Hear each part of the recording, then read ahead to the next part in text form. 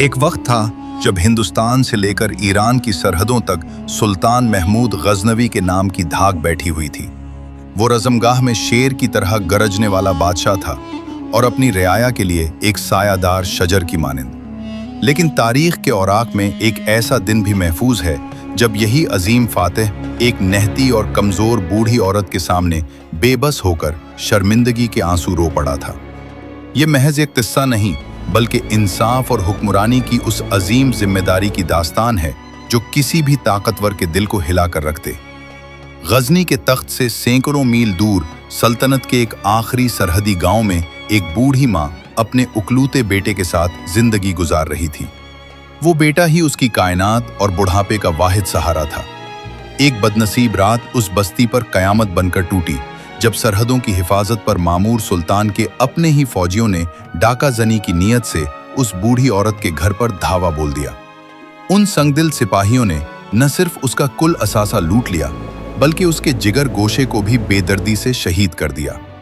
बेटे की लाश पर सर रखकर रोती हुई उस माँ के पास अब खोने को कुछ न था मगर दिल में इंसाफ की तड़प जवान थी।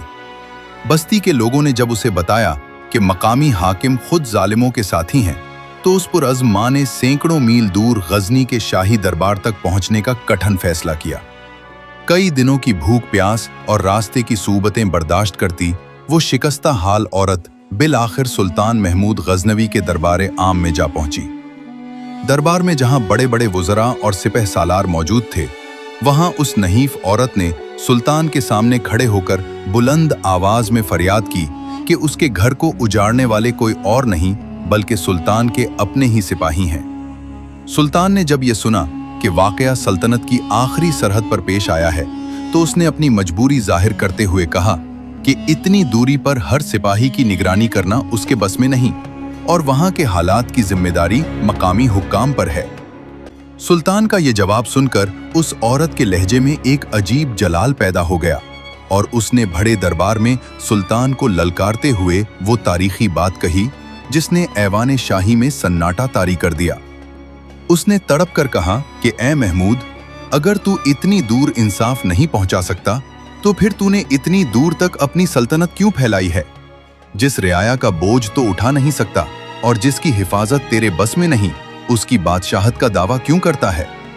कल कयामत के दिन जब खुदा तुझ से उस नाहक खून का हिसाब मांगेगा तो क्या वहां भी दूरी का उज़्र पेश करेगा? क्या बादशाहत सिर्फ मुल्क फतह करने का नाम है या मजलूमों के सर पर दस्ते शफकत रखने का? ये कड़वा सच सुल्तान के दिल में तीर की तरह पैवस्त हो गया। वक्त का वो अजीम फातिह जिसके सामने बादशाह सर झुकाते थे एक ज़ईफ औरत के सामने सर झुकाए खामोश खड़ा। उसकी आंखों से निदामत के आंसू जारी हो गए और उसे अपनी असल जिम्मेदारी का एहसास हुआ। सुल्तान ने उसी वक्त अपनी गलती का एतराफ किया और तौबा की।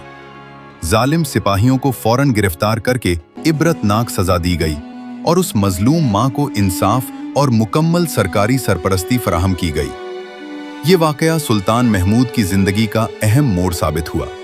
उसने उसी रोज अहद किया कि अब उसकी सल्तनत के हर कोने में अदल का बोलबाला होगा और उसने अपने तमाम गवर्नरों को ये सख्त पैगाम भेज दिया कि अगर किसी गरीब पर जुल्म हुआ और उसकी फरियाद सुल्तान तक पहुंची तो उसका जिम्मेदार वो खुद होंगे।